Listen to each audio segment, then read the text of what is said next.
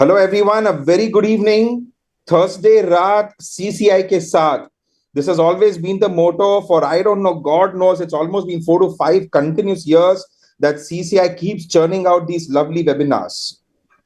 Today's webinar is a bit special. I know we are always into academics, लेकिन आज थोड़ा सा एक twist है because December 2nd of every year is the National Pollution Control Day. It's a very important day, and let me also tell you, this is because it's in remembrance of the unfortunate Bhopal gas tragedy which took place in Bhopal on the night of 22nd December. Now, this is the world's biggest industrial tragedy. मैं तो India की बात ही नहीं कर रहा. I'm actually talking about the world. Almost 40 tons of MIC which was left out overnight, and we unfortunately only have got estimates. We don't even have the actual number of people who are affected. So as per estimates, approximately 4 to 5,000 died on the spot. As far as long term it's concerned, 25 to 30,000. As far as permanent disabilities is concerned, more than 5,000 pregnant women, a total of almost 6 lakh Indians have been affected because of this sad incident. And I'll tell you a very disturbing thing about this. There was a time when actually, there were echoes of justice. But let me tell you, J for justice, J for joke. हम सबके ऊपर एक joke हो गया है. Because unfortunately, as far as disasters, as far as international disasters is concerned, this has made me realize that unfortunately the color of your skin will determine justice. And this brown, unfortunately, jo hai, it is something which is the world is actually taking note of. But I'm so confident of my country that now things are changing for the better. Every time I thank CCI for the academic content, this time I'm going to twist things. I thank Krishna sir. I thank Chinam Chetti Garu, Atri, Ravi Dosi, so many people, not only for the academic content this time, but for the fact that this is in remembrance of the Bhopal gas tragedy. Remember, hum sab choose kar sakte at an individual level to forget things, to forgive things, but we must never forget. Remember, forgive karna hai, it's okay, but never ever forget. And such an important tragedy, I'm sorry to say, but none of the other national bodies in India have even taken up this subject. So salute to CCI for at least doing a webinar which is in link with this tragedy of epic proportions. Having said that, आज का जो topic है, it's about pollution, 4 axis. Because all of us are pulmonologists, of course, we talk more about air pollution, but we're also going to be talking about water, soil, as well as noise pollution. And I've got an amazing panel with me, the best of the best. First is Dr. Ashish Dubey, sir, who's at the epicenter of it all in Bhopal. Second, the ever smiling, the ever gracious Dr. Nitin Abhyankar, sir, मेरे personal सबसे favorite from Pune.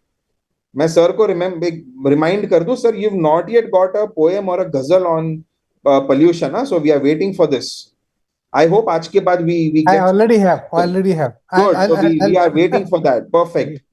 We've got Dr. Madhur bhai all the way from Jaipur. We wanted someone from the north because we read stuff, we look at images, but we want someone who's experiencing it to talk about their personal experience. We've got the big Don from Mumbai, Parthiv bhai Shah, and of course the ever smiling assassin. We've got Dr. Neel Thakkar, who's joining us from Baroda. So it's a lovely panel. As always, we'll start this by 2 talks. The first talk is going to be focused on air pollution. So Madhur bhai is going to be doing the honors.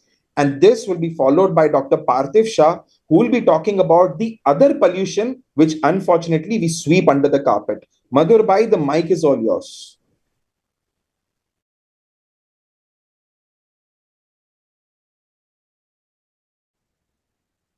A very good evening. I would like to thank Dr. Kapil Iyer for his kind introduction. I would also like to thank the team CCI and Dr. N.H. Krishna for giving me this opportunity. So I would be discussing something about air pollution. And having my views on air pollution. So when I was preparing for this, I was just scrolling my cell phone to see the air quality index of the city in which I live, Jaipur, and the cities around. So this was a picture taken from my cell phone a couple of days back, wherein there was an AQI of 299, which says poor.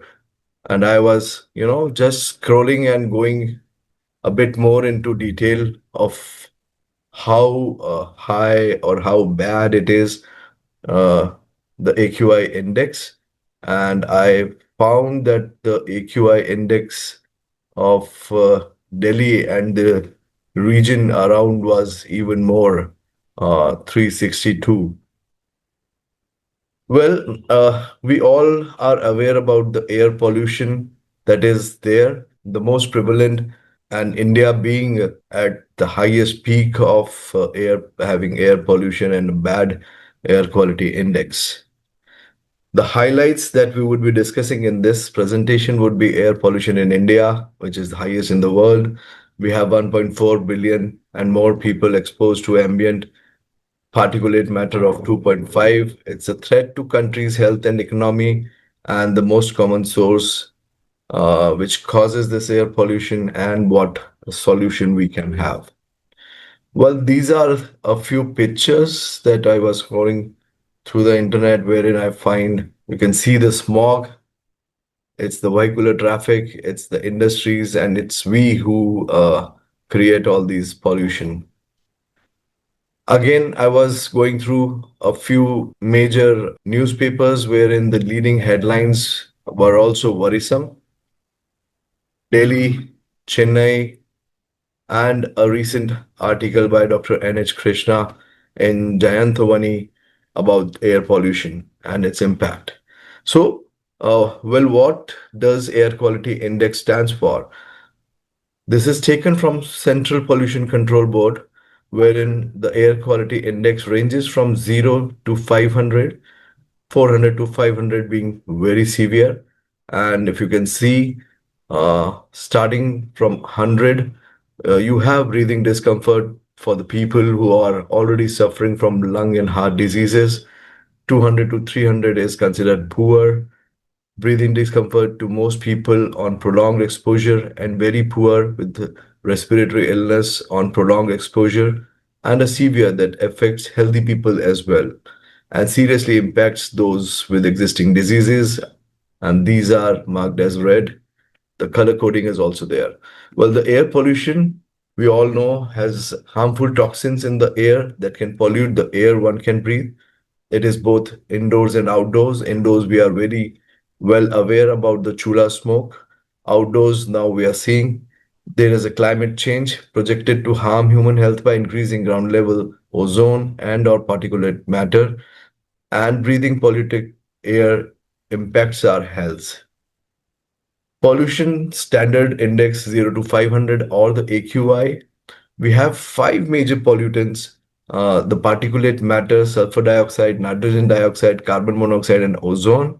There are many other like acrolein, asbestos, benzene, carbon disulfide, creosote, fuel kerosene, polycyclic aromatic hydrocarbons, and various others.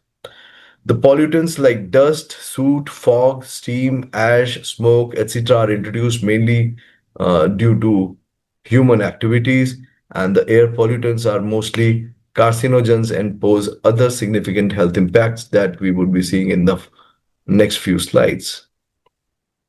So this is from the World Bank, and around 7-8 years back, they have this data where they specified the air pollution, and in few of the countries, even the people died from air pollution more than they died from HIV, AIDS, tuberculosis, malaria, and combined. Well, why does it affect on human and animal health? Well, why should we be aware about all our normal daily activities?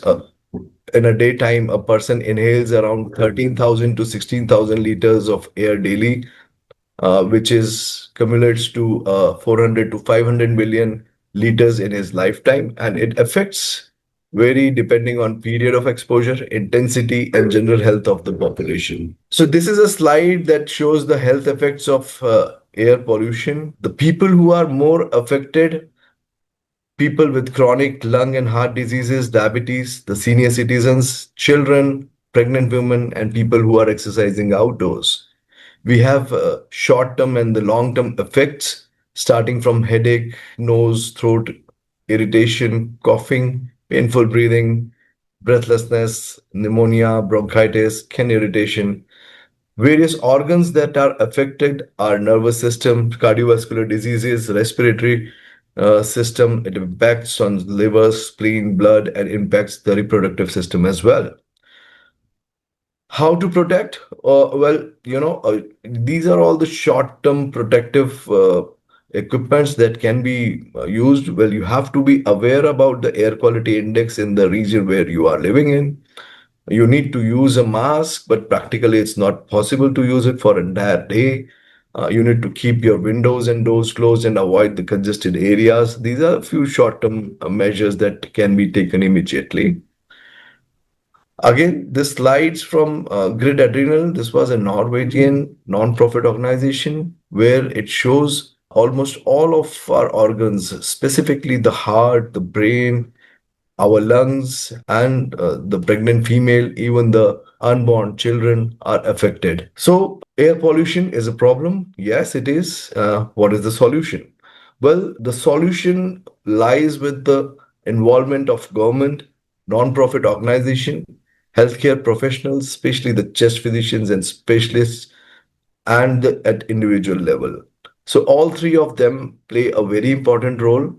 The healthcare professional or the chest physicians being midpoint between the government rules and regulations and the individuals, wherein they can play a very important role as far as providing a solution to air pollution is concerned.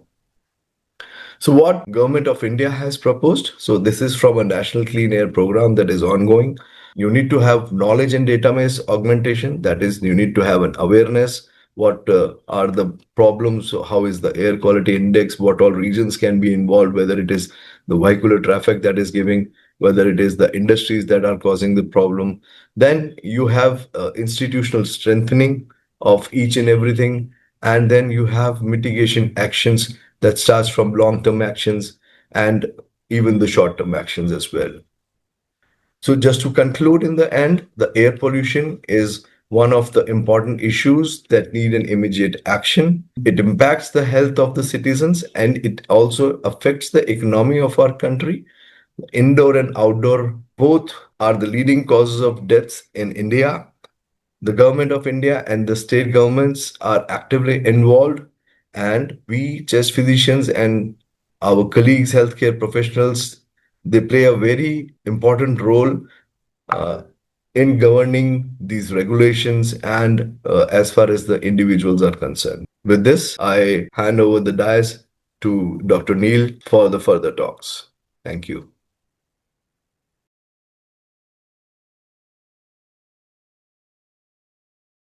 I'm Dr. Parthiv Shah. First of all, I would like to thank CCI for giving me this opportunity to present this PPT based on the pollution besides the air pollution. This is my first presentation at the CCI, and I'm more than happy. Also, I would like to thank Dr. Madhur for presenting on air pollution. So, coming back to my topic for today is it's the pollutions besides the air pollution. So, what are the pollutions what we face in our day-to-day life besides the air pollution, and is it impacting our health or not? So, so this is our content. We will discuss about the water pollution, noise pollution, light pollution, soil pollution, and something on the e-waste pollution if the time permits.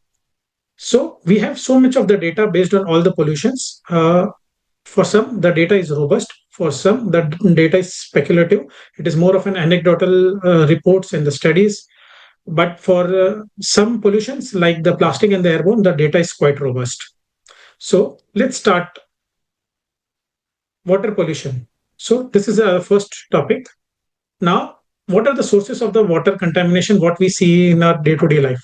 So we can decide the sources based on the 2 points, whether it is a point source or whether it is a non-point source. What do you mean by point sources? There is a single source of water contamination. And what do you mean by the non-point sources? There are multiple sources of the contamination. For point source, usually it is Industrial pollution, because the single industry can contaminate the water bodies. Runoff from the leachate. What do you mean by leachate is when there is an rain, it falls on the ground which is already contaminated, and then it contaminates the water, which forms a small kind of a pond of kind of a thing, which also may have a biofilm layer, and that gives rise to the contaminated water source. The other is the runoff of the water and infiltration from the animal feedlots, specifically the dry grasses, which it may also contain the cow dungs and other waste disposal. The runoff from the mines, oil fields, oil spillage, unsewered industrial sites, and outfalls from the cities, most importantly, the sewage waters. For the non-point source, the same things applies, but at the multiple sources, most important being the construction site, abandoned mines, as of course the urban, which is the unsewered and the seaward areas, which directly goes into the seas and the rivers, and it forms the main source of the water contamination. There are also activities that generate contaminants such as logging, wetland conversions, construction and development of the land and the waterways, which also includes the water contamination as one of the important sources. So now we know the sources, but the question is, does it affect the health? Does it affect the lung? So we will see a few of the studies. These are the few of the studies. The first is the water contamination and the cancer. Here we can see there are different studies giving the different data as such, where we can see that the heavy metals as well as the water contaminations giving rise to a lot of the skin cancers, melanomas, liver cancer, the lung cancer, the bone cancers, and so on. So there are multiple studies of water contamination affecting the different parts of the body, leading to so many cancers in our body. Now, does it affect the other organs? So we have studied about the water pollution and the child health. This data clearly shows that the child healths are severely compromised, particularly when it comes to, again, the heavy metals present in the water. So it can give rise to the stunted growth, poor lung functions. It can give rise to the repeated episodes of the diarrhea. So there are so and so forth. So these are the various studies which clearly shows that the water pollution is associated with so many ill effects on the child, most commonly diarrhea and the stunted health being one of them. Now, the water pollution, can it affect the other organs? The most importantly being the skin disease. So here also we have seen multiple studies presenting in the form of the skin lesions like melanomas and the other diseases, the skin cancers too. So this clearly shows that the water pollutions are carcinogenic. Apart from the carcinogenic, it can also cause the skin diseases, multiple skin diseases, apart from the fungal infections and the melanomas.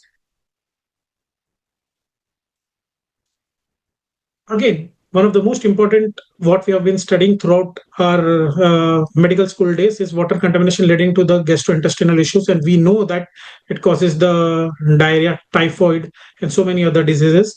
The diarrhea remains by far the most important outfalls of the water contamination, and we know that when the water is not cleaned properly or used properly, there is no proper sanitation, it can give rise to the diarrheas. We have known with the cholera disease as well as the typhoid.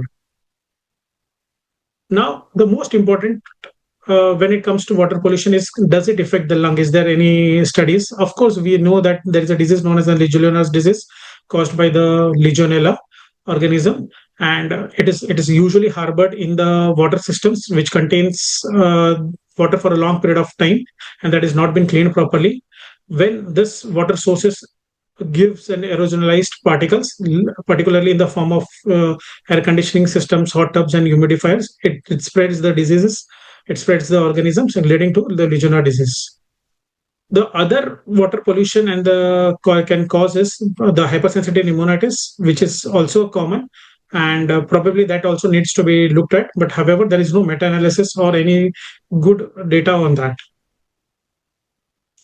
Now, this is again one of the studies where we have seen the lung functions in adults following the in utero and the childhood exposure to arsenic in the drinking water.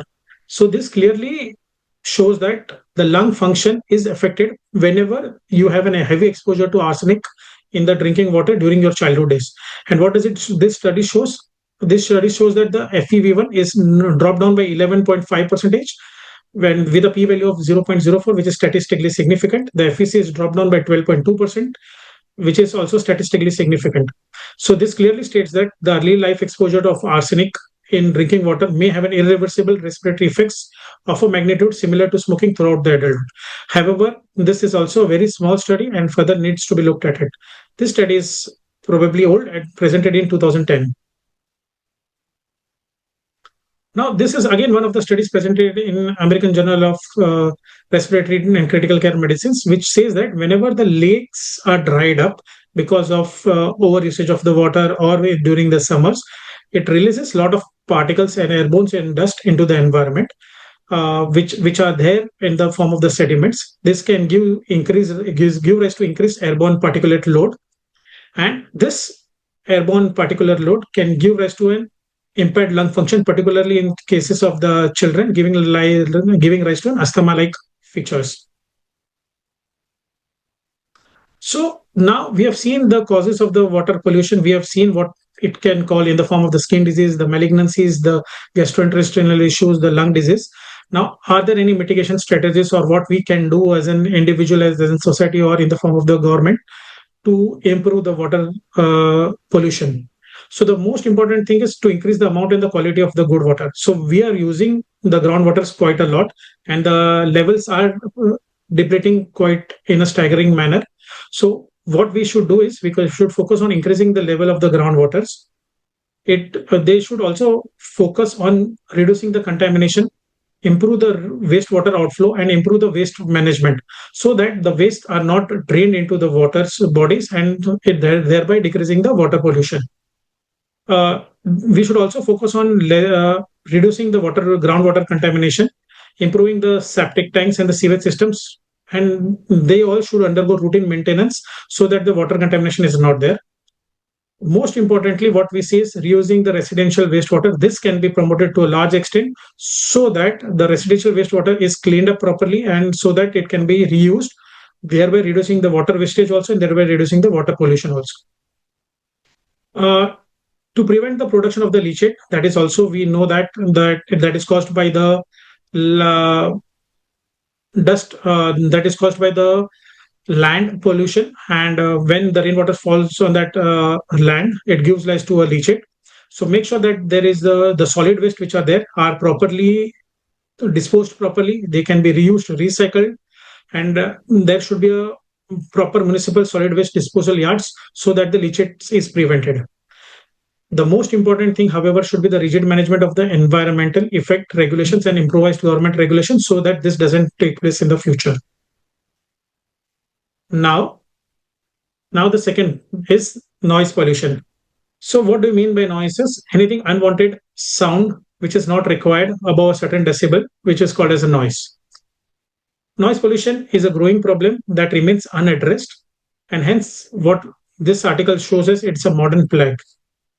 Society now ignores the noise the way it ignored tobacco products in 1950s, and we know what is an harmful tobacco is right now in today's era. So it is necessary that we awaken the consciousness, we increase the awareness among the people regarding the noise pollution. Now, what are the adverse effects of the noise? Is there any adverse effects of the noise? So WHO has documented 7 categories of the health effects associated with the noise. The first being the hearing impairment, where the patient is not able to hear properly or there is a decrease in the hearing sensation. The second is the interference with the spoken communication, where one person is speaking at an adequate decibel, but the second person is not able to hear properly because of the increased noise in the background. The third is the sleep disturbances, which is something which we quite see during the festive season or in the hospital patients where they have a lot of noise. Fourth is the cardiovascular disturbances. Usually this is seen with a long-term daily exposure to a noise decibel levels of about 65 decibels or with an acute exposure to noise levels of more than 80 to 85 decibels. It also causes the disturbance in the mental health. It causes the impaired task performance where the concentration is decreased. And the most important is negative social behavior and annoyance, where the patients get annoyed repeatedly with angry, anxiousness, and so on, thereby impacting their task performances. So this is a study which is carried out at Iran recently in 2015, where they have studied about the noise pollution and their health effects.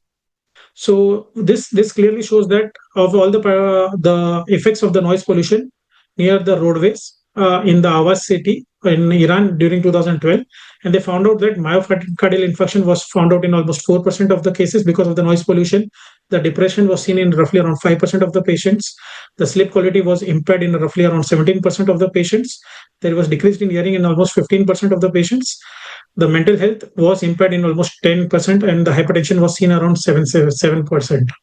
The most important of all, the nervousness, what we discussed as the last point, where we discussed that it can lead to the annoyance and abnormal social behavior. So that was seen in something around 41% of the patient, which is not a small number, just because of the noise pollution. So this is again a study, an Indian study from the Kurukshetra, Haryana, which studied about the noise pollution sources, effects, and as well as the control. So what are the sources of noise pollution according to the different age groups? And what we found out was the most common being the loudspeakers, which was seen in almost 25% of the population, the automobiles, the neighborhoods, the religious functions, as well as the these were the most important causative sources of the noise pollution. The only bias to the whole thing is the probability it is not an industrialist area, or there might not be an industries nearby, which can give rise to the lot of industrial associated with the pollution. So this definitely has some bias. Suppose if you go to tier 1 cities where you see more of the automobiles giving rise to the noise pollution, compared to the area where you have a lot of industries, where the industries form the major chunk of the noise pollution. So again, what is the reaction of the different age group population to the noise? So some patients request the source to reduce the noise intensity or to reduce the sound. Some people complain to the authorities, some complain to the police. However, there are some percentage of the population which starts quarreling with the people associated with the noise or the source of the noise pollution. And these are not small number. They are roughly falling into the 30% for the age group of population between 0 to 20. And for above the age group of 60, they form of around 25%. So definitely, this is what it tries to show, is that noise pollution does give rise to the annoyance as well as the abnormal social behavior. Now, this is also the main thing, is effect of noise on the different age group population. What we studied in the last study also what we saw with the Iran study, is there is an effect on the hearing, which we see with almost 71% of the population. Interference with the communication is seen with the 94% of the population. Causing of the annoyance is seen in the 77% of the population. Disturbance in the sleep is seen with the 88%. And mental breakdown is seen almost in the 32% of the population.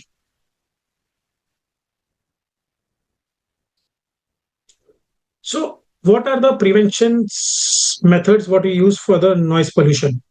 So most important is reduce the environmental noise in the form of the urban planning. So we can have a layer of green belt followed by the residential buildings, followed proper, make sure that the two buildings are not too adjacent.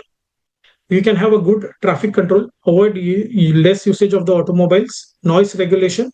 We can use air protection specifically during the festive times. Separations of the land areas based on their use. So we can have a place, particularly the cities, where we have a different residential areas or different industrial areas. The most important being a using of the protective green belt. The public education is necessary, and avoid unnecessary honking. These are the few of the prevention methods what we can use for the noise pollution. Now, the third is the soil pollution. For soil pollution may be any chemicals or contaminated that harm the living organisms. The pollutants decreases the soil quality, as well as also disturbs the soil's natural composition, and also leads to the erosion of the soil. The most important types of the soil pollution what we see in our day-to-day activities or day-to-day life is agricultural pollution, which gives rise because of the agricultural activity in the form of usage of the insecticides, pesticides, the industrial pollution where the industry's waste is dumped into the land, and the urban pollution in the form of the sewage. Now, what are the causes of the soil pollution? The most important being the industrial effluents, which is released into the lands, giving rise to the harmful gases, chemicals, and the waste disposal occurring on the land. Use of chemicals in agriculturals, as we discussed, like pesticides, fertilizers, as well as the insecticides. Improper or ineffective soil management systems. We don't have the proper regular cleaning of the soils. Unfavorable irrigation practices, improper management of the maintenance of the septic system, sanitary waste leakage which occurs in the land because that gives rise to leachage, the toxic fumes arising from the industries getting mixed with rains causing the acid rains, degrading the soil, leakage of fuel from automobiles are washed off due to rains and leading to the nearby soil pollution, unhealthy waste management which forms the major point of source of soil pollution in the Indian system is unhealthy waste management techniques, releasing the sewage directly into the dumping grounds and nearby water bodies. We have unscientific disposal of the nuclear waste contaminate the soil and can cause the mutations.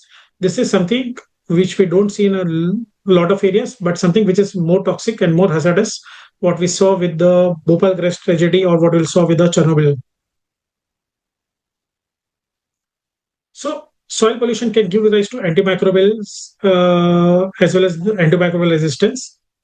Antimicrobial resistance genes in soil microorganisms have been observed and are rated as emerging contaminants, posing a potential human threat risk worldwide. So this is something what we have encountered in the recent data. And soil pollution, apart from the fact that it affects the heart because of the high amount of the heavy metals, particularly in the form of the lead, copper. These are the antimicrobial resistance also forms the main problem for us in the nearby future. So, what are the prevention methods what we can use for the soil pollution? The most important being is ban on the usage of the plastic bags below 20 microns thickness, recycling of the plastic waste, ban on deforestation, and most importantly, encouraging the plantations program so that the soil is taken care of, encouraging the social and the agroforestry programs, undertaking the awareness programs for the soil pollution, recycling, reusing of the papers, plastics, and the other materials, the suitable and the safe disposal of the nuclear waste, chemical fertilizers and pesticides should be replaced with the organic counterparts. There should be an action plan on prevention and control of the soil pollution from the government side. Now, a small talks, because of the time limitations, we will have a small talks on the light pollution as well as the few other topics. So what do you mean by light pollution, and does the light pollution affect the health or not? So common level of the fluorescent lighting in the office are sufficient to elevate the blood pressure by about 8 points. This is what has been shown in this study, which was published in 2012. There is some evidence that the lengthy daily exposure to the moderately high lighting leads to diminished sexual performance. Several studies also suggest a link between the exposure to light at night, specifically the blue lights, what we see with the mobiles, and the risk of the breast cancer due to suppression of the normal nocturnal production of the melatonin. Again, this study published in the European Society of the Medicine shows the impact of the artificial light pollution on the cardiovascular diseases and the allergic disease because it affects the circadian rhythm. It can impact the allergic diseases, particularly it can give rise to the asthma or the exacerbation of the asthma. However, this is also a very small study and hence needs to be worked up in a proper manner. Doubling upon that, increased exposure to artificial light. This study can show that the increased exposure to artificial light can increase the bronchial asthma. This is something which was updated in 2025. And what it categorically showed was people working long hours, spending long hours in front of the digital devices, working as an overnight shift. The nighttime lights, such as doctors and nurses, can have an increased exacerbation of the bronchial asthma. So, what are the prevention methods for light pollution? Is utilizing the light source to the minimum intensity. You don't need to have a high intensity of light throughout the night. Turning off the lights off whenever there is no need, and using a sensor wherever it is required. Improving the lighting fixtures so that they are direct, and thus the lights are more accurately directed towards where it is needed rather than it is spread throughout and causing the less side effects. The adjusting the lights, types of lights of where it can be used. You don't need to have an LED lights or bright lights throughout the rooms. Some the lighting needs to be used according to the needs. Evaluating existing light plans and redesigning some or all of the plans depending on whether the existing light is actually needed or not. So you cannot have a small room with a high light intensity and a big room with a small light intensity. So make sure that it is an adequate. Remove the old devices if they are not functioning properly. Revisit the lighting plans. Replace the old bulbs with the new LED lights so that this is much better. Now, a few slides on the microplastic pollution. So we have robust data of microplastic inhalation causing the lung disease, particularly the microplastics with the size of 5 millimeter or nanoplastics less than 1 micrometers can become airborne, and they can be inhaled, giving rise to the lung diseases. Again, European Society review, respiratory review, shows that the microplastic and the plastic pollution and impacts on the respiratory disease and the health clearly states that it can cause the lung tissue accumulation, inflammation, and potential long-term risk of the interstitial lung disease, lung cancer. Studies also show that the detection in the human lung tissue, mechanistic plausibility by inflammation and toxic additives. So these are the emerging data where the microplastics as well as the plastics can give rise to the interstitial lung disease, and as it has been studied right now. So important is prevention is reduce the plastic usage. We replace the plastic containers with the other containers. Avoid burning plastics, which can one of the things, particularly the plastic bags. Promote recycling and enhance indoor ventilation. These are few of the things where you can reduce the plastic pollution. This is something a small slides on the electronic waste, where e-waste exposure can be linked to the neurodevelopment, learning, and behavioral outcomes. This is something what we have seen with the e-waste.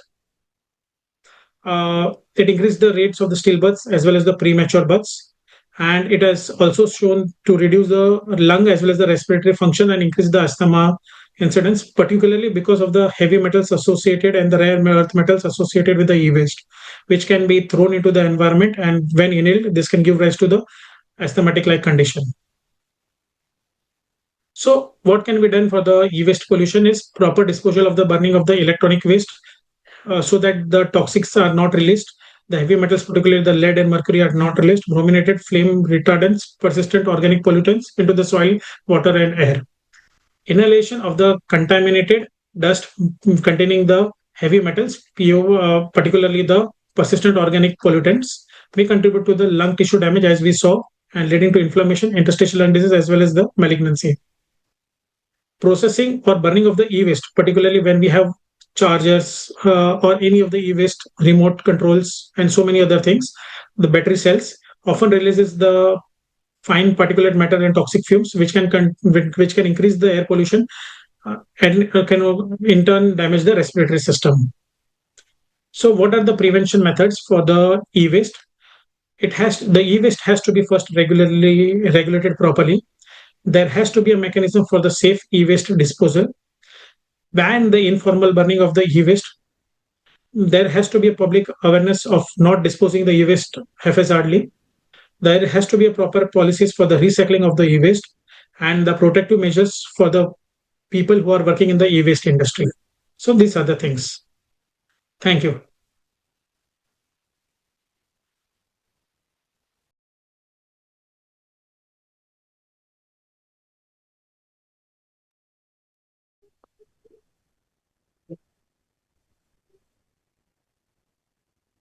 Thank you. Thank you so much. I think they were two wonderful talks. Madhur bhai and Parthiv bhai, thank you so much. Great detail. I think today I'm very happy. I'm very lucky to be the moderator and not one of the panelists, because pollution, unfortunately, is quite a difficult topic. But as pulmonologists, जैसे मैंने पहले भी बोला, we focus on air pollution. But today we'll also be talking about air pollution, water, noise, as well as a bit about soil pollution. So my first question is for Dr. Ashish Dubey, sir. Sir, I use the words poetic justice because जैसे मैंने पहले बताया था, it's about Bhopal gas tragedy. You are from Bhopal, and just excuse me, I won't be going into the academic part of it. But, sir, if you could tell us a real life account, what you faced, what people of Bhopal faced on this dreadful night, I think it would be very helpful to all of us. Good evening, everyone. Good evening, Kapil. Right question. I am Dr. Ashish Dubey from Bhopal, and Bhopal signifies this thing that we are here to on the occasion of this World Pollution Control Day, and we have this day on 2nd of December, just in memory and take lessons from Bhopal gas tragedy. Bhopal gas tragedy, which occurred in the night of 2nd. I must say that in between the night between 2nd and 3rd of December, and in 1984. And I am from Bhopal. Fortunately, I hadn't affected because of my place is where I was living in that town. It was at approximately 40-50 kilometers from Union Carbide. But there were rumors that if wind takes this path, my town can also be affected. But fortunately, it hadn't happened, and I am here, and I am not exposed to any this thing. I was in 6th standard. I can remember this thing, and because of this MIC gas tragedy and another tragedy, 1 month before, you may recall that on 31st October, our beloved Prime Minister was assassinated. So because of these two tragedies, we got general promotion. School boys got general promotion, and we hadn't had any exam on that year. Bhopal gas tragedy, we gather here to remember the thousands who perished in the Bhopal gas tragedy in 1984, and more importantly, to reflect on the lessons this catastrophe teaches us about pollution and the urgent need to protect ourselves and our environment. 40 years ago, on the night of between 2nd and 3rd December 1984, nearly 40 metric tons. It was earlier, the speaker was saying that 40 tons. No, it was 40 metric tons of a deadly chemical called methyl isocyanate, MIC, leaked from a Union Carbide pesticide manufacturing plant in Bhopal. Within hours, the streets of this city were filled with those suffering and dying. A tragedy that claimed estimated 8,000 lives within 48 hours and left over 2 lakh survivors with lasting health effects. It remains the worst industrial chemical disaster in human history. Today, we don't gather only to mourn, we gather to learn, to act, and to ensure that such tragedies never happen again. What happened on that day? At 11 p.m. on 2nd December 1984, an operator at the Union Carbide plant noticed a small leak of MIC gas and increasing pressure in the storage tank. The vent gas scrubber, a safety device designed to neutralize toxic discharge, had been turned off 3 weeks prior. The gas flare safety system had been non-functional for 3 months. At approximately 1 a.m. in the morning, December 3rd, a loud rumbling echoed from the plant. A safety valve had given way, and a massive plume of MIC gas began drifting over the sleeping city of the 1 million people. Why MIC was so deadly? I must say, methyl isocyanate is the most toxic and reactive member of the isocyanate family. It causes immediate chemical burns to respiratory tract tissues, triggers severe pulmonary edema, causes immediate respiratory failure, has no antidote or specific treatment. Only treatment is supportive care. Is denser, MIC is denser than air, so it settled over neighborhoods, trapping exposed individuals. The immediate impact was within hours, thousands died from acute pulmonary edema and respiratory failure. Bhopal is a small city. Still, it is a small city, but at that time it was very small. So we were not having health facilities. We were having Hamidia Hospital, and my seniors, I am also graduated from Gandhi Medical College associated with Hamidia Hospital. My senior says that there was dead bodies all over in the corridors also. The wards were full and corridors were having dead bodies. Thousands died because of acute pulmonary edema and respiratory failure. Bodies of humans, not only humans, cattle, dogs and birds littered the streets. Over 2 lakh people suffered acute exposure. Hospitals were overwhelmed with the dying and injured. The city was gripped by panic and chaos. The long-term legacy this MIC is having, 40 years later, now we are having survivors who are having chronic respiratory diseases and COPD, who are having reduced lung function, increased susceptibility to respiratory infections, persistent eye problems and vision loss, immune suppression and increased cancer risk, psychological trauma and anxiety disorders, reproductive effects in the offsprings and exposed mothers. This tragedy is not merely historical, it is the lived reality of over 2 lakh people still suffering today. What lessons we can take from Bhopal gas tragedy? The Bhopal disaster teaches us critical lessons. Firstly, safety systems must be maintained. Disabled safety devices like vent scrubbers, gas flare system were the difference between a managed leak and a catastrophe.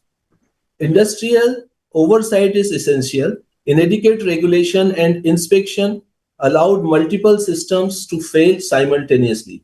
Preparedness to save lives. Communities without emergency response protocols suffered unnecessarily. No industry is above public health. Profit margins can't justify inadequate safety measures. Accountability matters, as you said earlier. Proper investigation, compensation, and justice system must be in place so that we can teach lessons to those people who are neglecting these safety measures in their industries. This is all about this Bhopal gas tragedy. I have taken a lot of time for yours. Now, Kapil, over to you. Thank you so much, sir. I think all of us are so happy that you were living far from the epicenter of that explosion. CCI is very thankful for that. Nitin sir, I'll straight away come to you. Nitin sir, it's lovely city of Pune, very warm, friendly people. We Mumbaikars love Pune because आपका जो winter है बहुत बढ़िया रहता है. लेकिन right now I'm on Google right now and I'm telling you, sir, the current AQI of Pune is 189. Madhur bhai obviously displayed, it's 189, sir. This is shocking. Look up. If I ask you, sir, what is the current condition of India as far as air pollution is concerned, आप क्या बोलोगे? If you really ask me, I mean, I hope I'm audible. If the whole story of India as a whole, I mean, a little northwards of Maharashtra, and the story is very dismal. A little southwards of Maharashtra, story is not all that bad, very frankly, at this moment. I mean, at this moment, very frankly. But at the same time, I mean, AQI is like, I mean, it's quantifies 5 air pollutants. You take the ground level ozone, you take the particulate matter, you take the carbon monoxide, you also take sulfur dioxide and nitrogen dioxide. Now, all these are put together.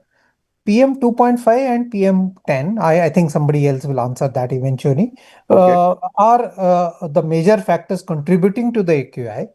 And the AQI in general is an index of how polluted your region, city, state, whatever, wherever you are living is. Correct. We are very lucky to have something like 60 to 90 AQI in Pune city during monsoons. But that is when it is raining heavily. And therefore the particulate matter, everything, I mean, ozone, carbon monoxide, everything goes down. Correct. But rest of the time, particularly in the winters is our worst season. And winters we go up to, as you very rightly said, 180, 190. But we generally do not cross 200. Generally. Correct. Occasionally 205, 210 is recorded. But most of the year, Pune is much better than most of the other cities in this country, very frankly. Completely agree. Mumbai, though, I think we've crossed 200. So, like, you just mentioned in your talk about PM 2.5, PM 10. If anyone wants to answer, what do we mean by PM 2.5 and 10? What is the significance of the number? Anyone can answer from the panel. Yeah, Madhur bhai, please go ahead. So, as we discussed, so PM 2.5 and PM 10. So, PM stands for particulate matter. So, it's the size of that pollutant which is in microns. So, 2.5 is the microns. Okay. So, if we remember from our anatomy and physiology days, especially respiratory system is concerned. So, anything less than 2.5 is a respirable molecule or a particle.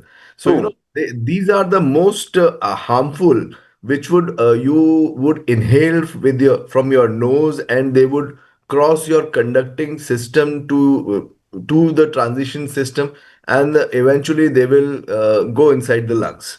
Okay, so even we have talks about nanoparticles as well. Nanoparticles are also there. So less than 2.5 microns and the nanoparticles. Nanoparticles can cross the blood vessels. They can cross the blood-brain barrier as well, and they affect the entire body. Entire body is affected. But yes, 2.5 micron is the most valuable mark, or you can say the size of that particle, which is a respirable thing. It is the most harmful. Anything in that. Okay. Parthiv bhai, Nitin sir mentioned about Pune monsoon, and he was like, during monsoon, the AQI is brilliant. Now, मैं बहुत confidently बोल सकता that Mumbai monsoon is definitely worse. We are almost 4 months, so we are completely drenched. Of course, lepto, malaria, dengue, ये सब होते रहते हैं. But as far as AQI is concerned, we are slightly better off during monsoons. But if I ask you, why are we seeing such an acute rise in AQI all over? What do you think is the answer? Okay. So I think Nitin sir answered perfectly well for Pune, and that applies to all the other cities also. So what happens is, specifically during winters, there is a dip in the temperature. Because there is a dip in the temperature, the lower air is colder and the warmer air is little above. Now what happens is, this lower air doesn't allow the pollutants to go high because the pollutants are trapped in the lower air. This we classically call as a temperature inversion or a thermal inversion, because it traps all the pollutants and the pollutants cannot go high, leading to rise in the AQI. Now, this is one of the most important factors for the rise in the AQIs all across the India during the winters. But what about the other sources of the rise in the AQI? Specifically during winters, we have a lot of coal burning, wood burning, cow dung burning happening, because to keep the people warm, specifically in the northern parts of the country. Now, also the fact that it coincides, particularly when you talk about the Delhi and the other parts of the country, it coincides with the crop residual burning. There is also the fact that there is a lot of, when you talk about Mumbai particularly, we see a lot of the reconstruction and the redevelopment things going on. So it leads to a lot of waste, and this, along with the automobiles vehicular pollution, leads to a rise in the AQI. But the temperature being one of the most important factors for the rise in the AQI. Got it. Particularly during the winters. Got it. Understood. Yes, I completely agree with you, boss. We are completely drenched with reconstruction going on. There's not a single street where we can walk, where there's no redevelopment or reconstruction going on. Madhur bhai, now you spoke about PM 2.5, PM 10, the difference. You spoke about the size difference. Now, if I ask you a simple question, what is the effect of air pollution, particularly only on lungs? तो आप क्या कहोगे? So definitely, I think lungs are the first and the most affected as far as air pollution is concerned. So it starts whenever, it correlates with the AQI index in the region you are living. So whenever you live in a polluted area, you get irritation, there is inflammation, there is reduced lung function. You will have exacerbation of already existing conditions. If you have asthma, COPD, or any other chronic lung disease, the diseases will be exacerbated. Okay, so there will be increased infection. You will see more and more of pneumonias because the defense mechanism goes down. Okay, there is development of chronic obstructive pulmonary disease because we have already seen, the pollution. If we talk about air pollution, we see indoor pollution, we see outdoor pollution. So biomass fuel, we already know that it is a leading cause for COPD. Correct. Okay. Then there is a sudden rise in lung cancers, and especially the non-smoking populations, they do develop lung cancers. Okay, so it's not directly correlated, but indirectly, yes, these are the effects. There are certain other systemic effects. The other organs may also be affected, but the lung is the most important and primarily affected organ. Got it. Okay. Neel bhai, I just want to ask a very practical question. See, you are sitting in Baroda right now. Let us hypothetically say that there is a patient who's sitting right now in front of you.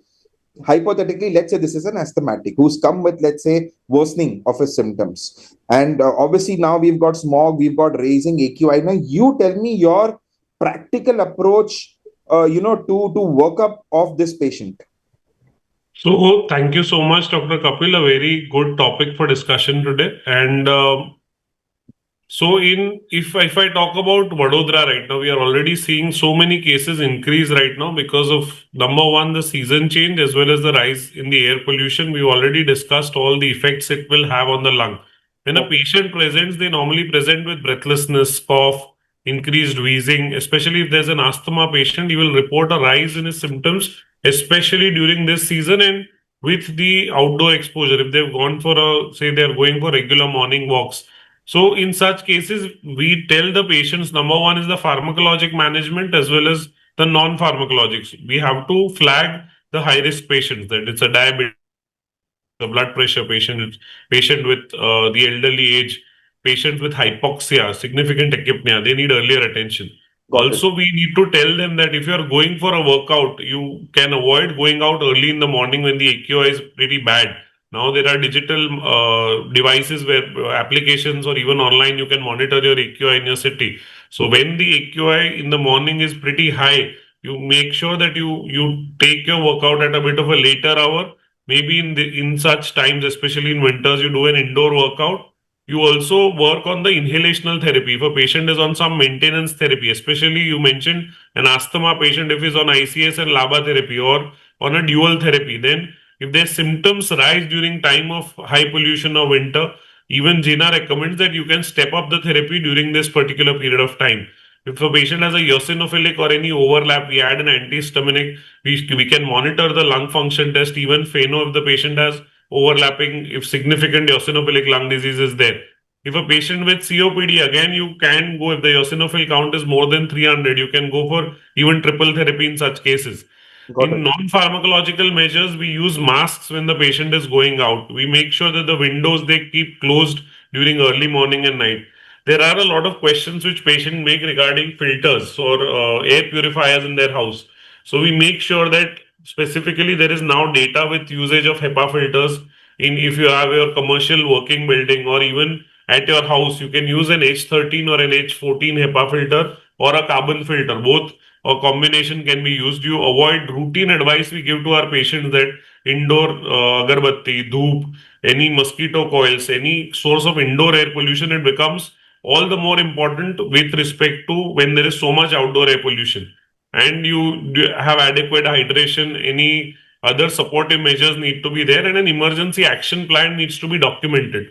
So now even in UK, air pollution is now noted even as a cause of death, as in diabetes, blood pressure, ischemic heart disease. You have even air pollution being noted there in patients of chronic respiratory illness. So you should have an action plan that if the patient has low oxygen or the peak flow, we can measure that by a breathometer. If it falls to less than 30 to 40% fall, significant fall, then the patient needs to start these particular medicines and consult their pulmonologist actively. So these are some measures which I do and we can do in our patients to improve their therapy and outcomes, especially with regards to pollution. Thank you. Okay, that's a lovely comprehensive answer. I love the way that you categorized the patients who are particularly at risk.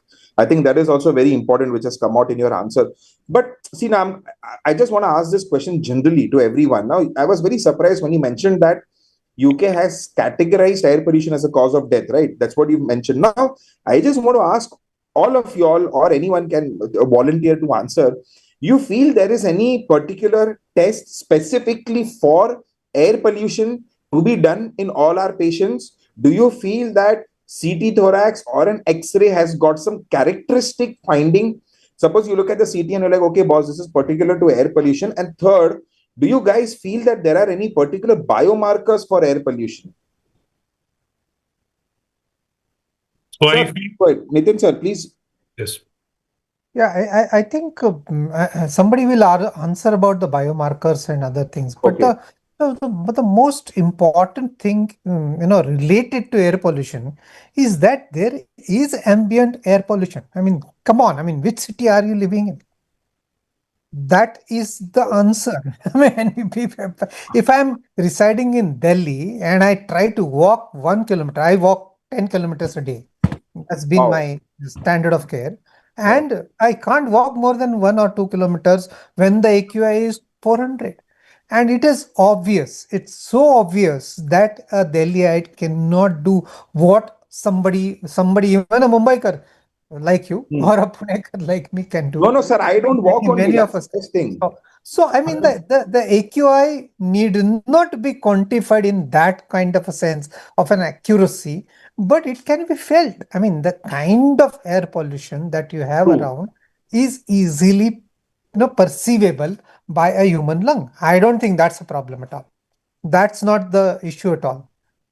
Do you need biomarkers? I'll leave that to somebody else. I think somebody must. Exactly my question. I mean, do we actually need First of all, is there a biomarker? Second, do we actually need a biomarker?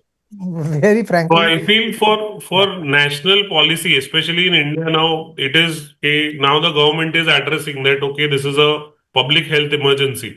But when we correlate, why did I mention that if you give it as a cause of death, then automatically abhi kaisa hai ki bhai chalo COPD is among the leading causes of death. Correct. But if you label, so COPD basic layman को इतना नहीं समझेगा.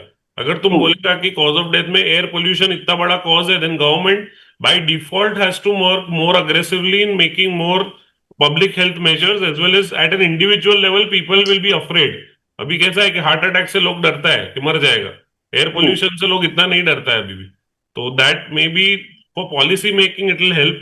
For biomarkers and test I feel number one that simple I mentioned a peak flow meter. So normally digital tracker में अगर high AQI day है और diurnal आपका उस टाइम पे peak flow rate normal variation से ज्यादा फॉल होता है, more than 20%. So that is a marker that, okay, pollution related functionally your lung function is going down. In blood test, you have specific markers like non-specific markers like CRP, ESR. Even for asthma patients, you have the FeNO, which tells you that if there's a pollution triggered asthma, if there is a nitrous oxide induced pathway, you can identify through a FeNO. Research markers are there such as MDA, even 8-OHDG. These are some research markers being specifically looked for PM 2.5 associated lung injury.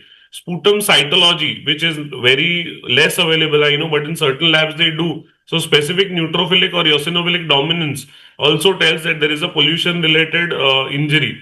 6-minute walk test, something we all use. If that is worsening during the time of high AQI days, that also tells us that, okay, this is likely that the pollution has worsened during this time. But like I said, we don't have very sensitive and 100% specific markers, but there are tests. Exactly. I agree with the last sentence because, tomorrow, if any one of us has to give a cause of death, ki air pollution, I think it's a medical legal thing as well. It's I don't know. It's I think it's a gray zone, but I think subsequently things will start getting clearer. Now, Nitin sir, can I add one thing?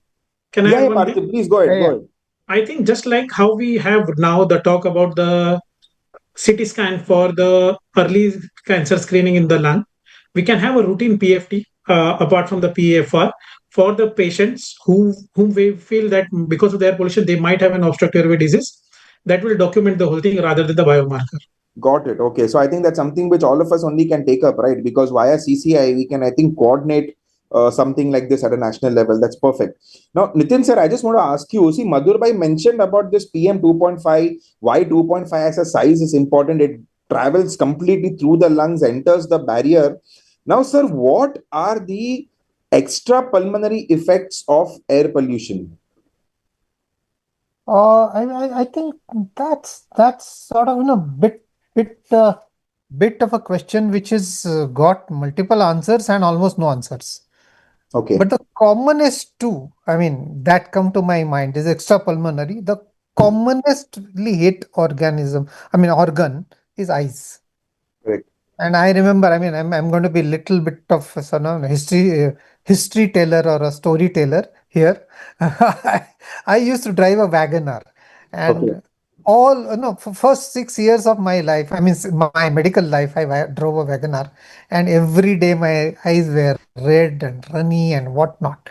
And then I switched on to a Wagoner, which was like a AC car, and the very first day I drove it, Hmm. there was no running eyes. There was no itching. There's no the redness. There's nothing. Got So it. I think the commonest affected organ possibly is eyes and skin, Correct. the extrapulmonary. In the kind of context of extrapulmonary, you Got it. can stretch it to, of course. I mean, you can definitely 100% stretch it to heart and say, okay, everybody who has got an asthma or a COPD has a higher risk of dying from an heart attack. Correct. That's truth, because the inflammation, once it travels in, it travels everywhere inside the body, and therefore every single organ is at risk. Heart being the closest to our hearts, basically, one way or the other, because we most of the time say, oh, that man died, poor man collapsed there and he died of a heart attack, that kind of a thing. It's Correct. dramatic, but at the same time, it's one of the first organs closest to the lungs which gets affected by the inflammation which is there in the lungs Correct. because of air pollution, will be affected into the heart also. Every other organ is susceptible, but I'll if I have to keep my answer simple, I'll say eyes and skin. These two are the first ones to be hit. Okay. Perfect. So we've just spoken about air pollution, AQI, PM, pulmonary, extrapulmonary effects. I think Neel explained very practical approach to a patient who's sitting right in front of us in the OPD. Now I come to the solution for air pollution, because sometimes people want the solution. Now let me divide the solution into three questions. The first is Parthiv Bhai. Parthiv, if there is a layman who's watching this webinar right now, not a doctor, a layman, what do you think will be the solution at a layman's level? Okay. So I'll start with the most important question right now, which I'm facing in day in and day out, is the need for an air purifiers. Correct. So, and I'm not joking it up. I'm daily getting a query of roughly around 5 to 10 patients daily, whether they need whether the air purifier is working or not. So let's cut down the air purifiers first. What are the points which needs to be considered before taking an air purifier? So definitely air purifier will help you out, but the condition is the room has to remain closed, even if the room remains open, but then the effectivity goes down drastically. The second important point needs to be remembered is every air purifier comes with some amount of the sound pollution. Usually we have seen with some of the air purifiers going up to the 20 decibels. The third and the most important out of all is the what we call as the CADR, or the clean air delivery rate.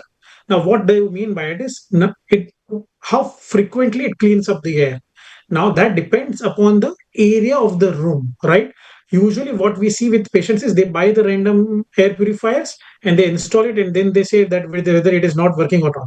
So, the most important criteria for buying an air purifier is to find out what is the size of the room and purchase the air purifiers which can justify the clean air delivery in that room, rather than buying any random air purifiers. Now, there are purifiers which are available in the market, particularly which has an HEPA filters. So HEPA filters containing the air purifiers are much better than the non-HEPA filters. There is also some purifiers which are available in the market which can absorb the carbon and the other particulate matters, and they are much added. They add much added benefits. So this is all when it comes down to the air purifiers. Now, apart from the air purifiers, what if we walk down on the streets and what at the workplace? So is the mask helpful? So just like what we saw with the COVID is people wearing mask and assuming the fact that it will work. But in majority of the patients, and I'm sure everyone will agree to it, that the mask worn is very loose. So the air can easily pass through in and out, and then it is not helpful. So most important thing is the mask has to be properly fitted. Then only it will work against the air pollution. Otherwise, it will not work against air pollution. Okay. So the second question again remains is which type of mask. If you ever want to take a mask, is whether the cloth mask is useful, the surgical mask, or for that matter an N95. Of course, the N95 and N99 works the best when it comes to the air pollution, followed by the surgical mask. Surgical mask is still better for the people who have an asthmatic condition and probably who was not able to continue with the N95 or probably for the cost reasons. But the cloth mask definitely is not helpful for the air pollution for sure. Got it. What I would generally, as in to add an element to the overall scenario for the indoor pollution, what I normally recommend is, which is very much feasible in a current scenario, is to just get an indoor plants, which is aesthetically beautiful, simple to maintain, and non-expensive.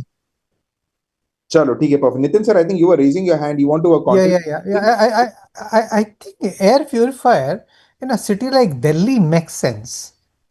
Air purifier everywhere in this country where cross ventilation is possible is not all that necessary, very frankly. Agreed. So I think, I'm extremely polluted city where whether you close the doors or don't close the doors really doesn't matter. That's a different story altogether. So North, I would be little more, encouraging people to use it and use it in small rooms and make sure that they are completely isolated, that particular part of the room, and made sure that everything is isolated. It's not easy, very frankly. As you know, the logic is as simple as the masks. Masks don't fit all that well. There is a leak, and if there is a leak, there is going to be a problem. So one way or the other, air purifiers is not going to be a panacea to this story. I think we have to really work hard on the ambient air pollution in general, rather than working only on the indoors. Got it. And that's the simple message I have. Got So it. one thing can be, if there is any industrial belt, suppose patients are from an industrial background or they cannot shift their house and there is a lot of local air pollution nearby, or strong indoor pollution sources, which even despite counseling, they have some neighbor who's like, there is some indoor pollution which they cannot avoid. So in such cases, I think personalized in some cases, it will definitely be not as a pan therapy, but still Correct. has a strong role, especially for chronic respiratory patients. I wouldn't oversell it. I'll very specifically identify a right person for that right. Correct. Definitely. Correct. I completely agree, sir. If I can add my personal opinion on this, definitely, sir, it has to be an individualized, plan, because post-transplant, now usually we have to isolate these patients.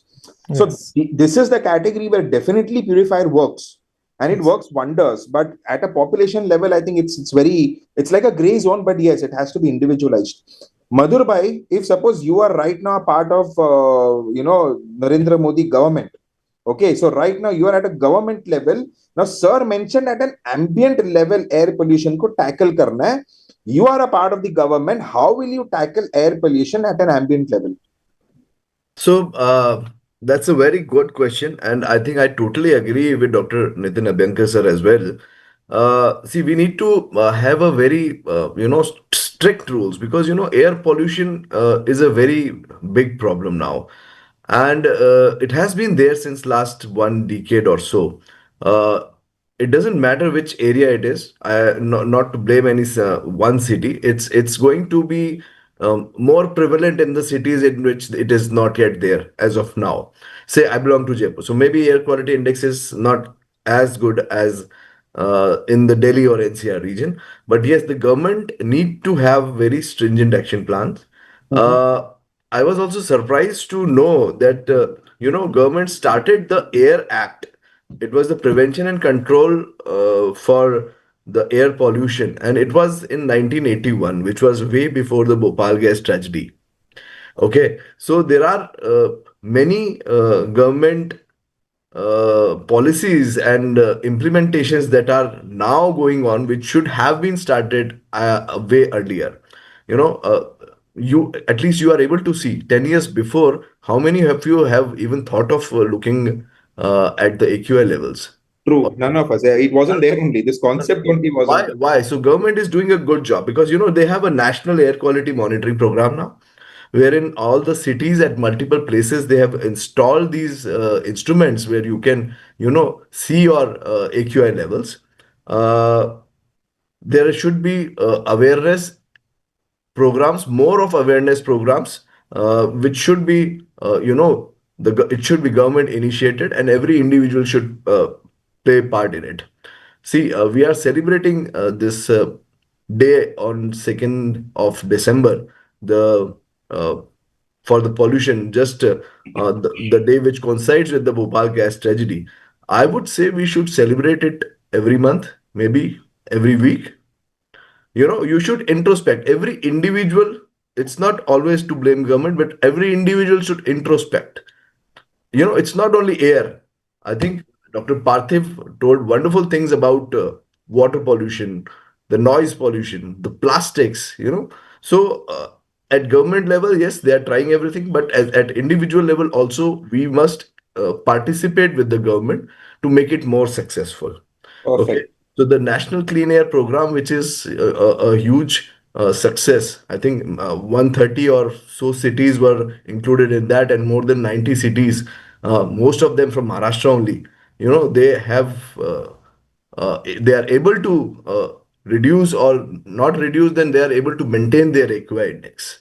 So it's because of these government policies. So I would say that whatever government is doing, we should come along with the government and do more at individual levels also. Got it. Madhur bhai, you're planning to join politics? No, not at all. Chalo, theek hai. Neel, now see, we've spoken about individuals, spoken about government, but I want you to tell all of us what is the solution at a healthcare level. And remember, you can be absolutely scathing in your answer.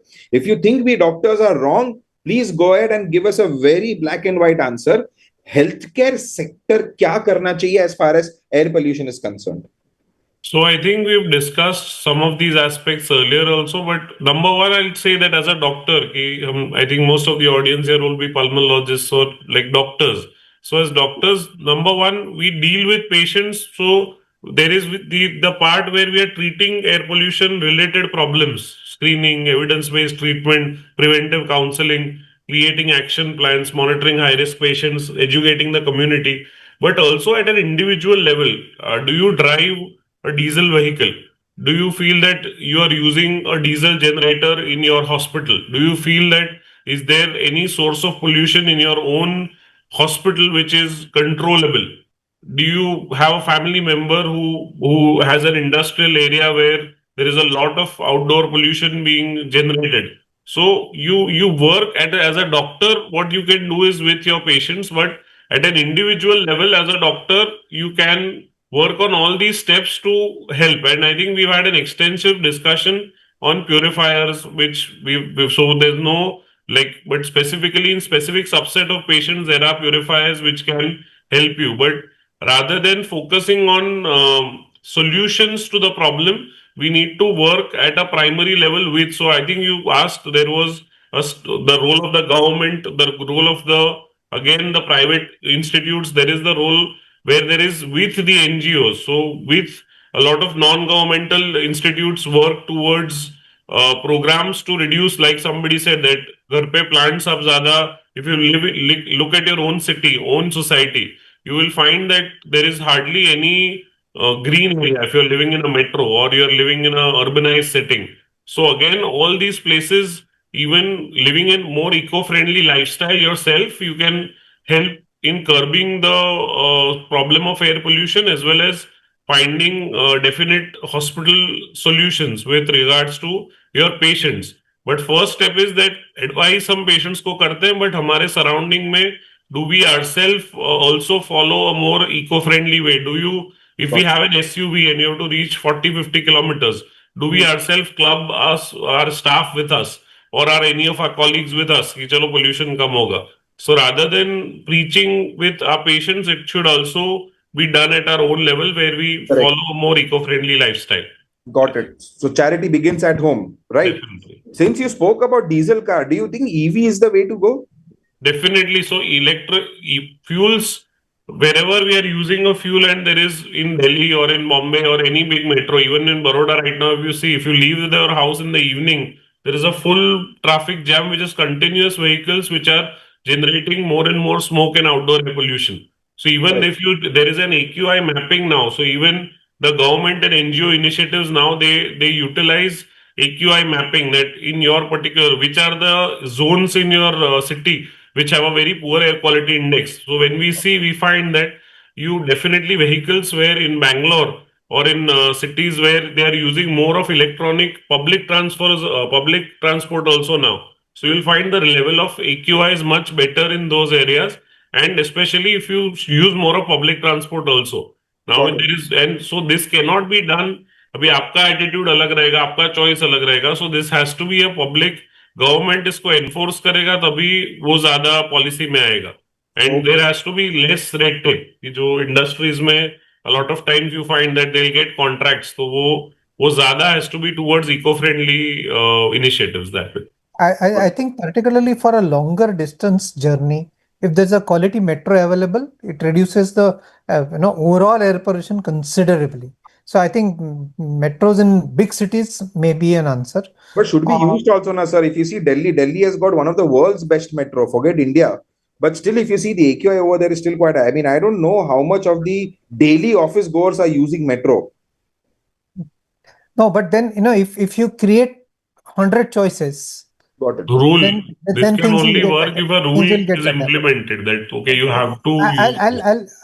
I'm sorry to give you take half a minute.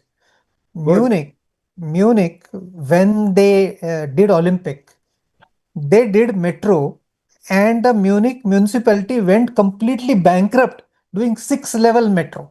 So there are 6 levels of metros down, but if you see in Munich, there are hardly any more than 2 or 3 story buildings. And within 4 years, they were in profits. Not only in profits, they were in much better climate control. You go to Munich today also, it's a much, much healthier city. Perfect. So metro is the way to go forward, I think, for all cities. So I'm not trying to sell metro. Any option which gives you a quality of control over the air pollution, in whichever method, CNG, metro, I don't care what it is. I think it should be implemented and it should be encouraged. Got it. Okay, perfect, sir. Thank you so much. But, let's move ahead. We've spoken so much about air pollution. We've got 3 other pollutions also, which we need to discuss. So let's now discuss briefly about water pollution. Now, see, anyone from the panel can answer this. Parthiv, if you'll be able to answer, because you had a lovely presentation. It's a simple question. What are the major sources of water pollution in India today and how they affect us? So I'll simply answer in the 3 forms. So different sources of water pollution. Let's categorize into agricultural pollution, industrial pollution, and urban pollution. These are the 3 most common causes of the water pollution what we have in the today's environment. Now, agricultural pollution, as we know, that are still a majority of the areas falls under the rural domain, where majority of the workforce is the farmers, and we rampantly use the insecticides and pesticides to increase the yield of production. So that unfortunately is left untreated and goes into the water bodies, and it causes the water pollution. Industries, of course, we don't have I'll just to give you an examples. There are certain rivers going through the cities which are not the industrial waste are not treated properly, and then they go into the river, and probably we can see the foams coming up. Yamuna was one of the examples where we saw the huge foams coming up into the bay. Or for that matter, even in Mumbai, in the form of Mithi Nadi, we just see, we call it as normally we now call it as a Nala or a gutter. Can you imagine? Yeah. The name is Mithi Nadi. Mithi River, right. So I think this is where the industrial pollution, before it has been dumped into the water bodies, I think they needs to be treated well so that it doesn't create the pollution. The third is, of course, the urban waste. The urban waste in the form of the sewage system. I think we need more of the recycling units. We need more of a water purification plants, which we lack in the current scenario. Again, sir, give an example of a Munich. Singapore, by far, is one of the finest examples when it comes to the water pollution. So I think it is a high time that before anything enters into the water, I think it's necessary that we treat it so that the water pollution doesn't occur. Okay, got it. Nitin, sir, but to be very honest, see, we as pulmonologists sometimes we have this blinders. Hum sirf lungs ko hi dekhte, because obviously that is what is demanded. But how frequently do you actually see waterborne contaminants indirectly affecting respiratory health?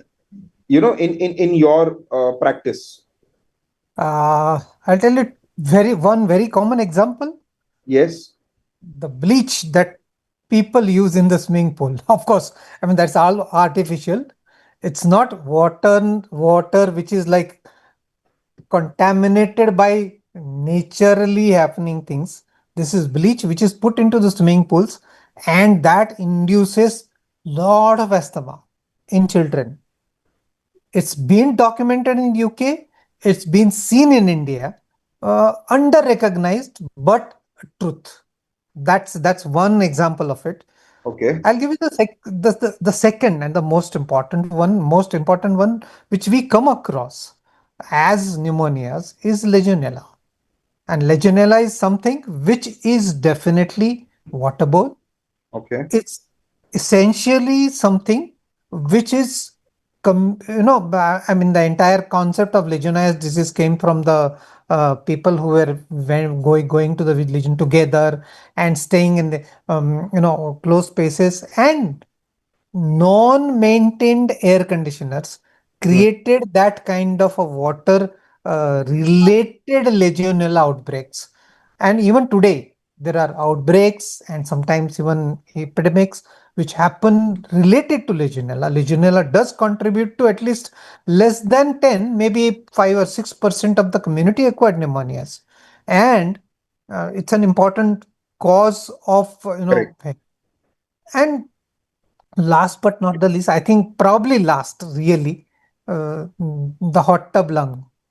Hot tub lung, I'm giving you because almost nowhere we have the luxury of a tub and the time to spend inside that tub. So hot tub lung getting contaminated by a fungus and then giving you a hypersensitivity pneumonia. A little bit of an extreme example, but it's very common in Europe. Correct. It's not so common here.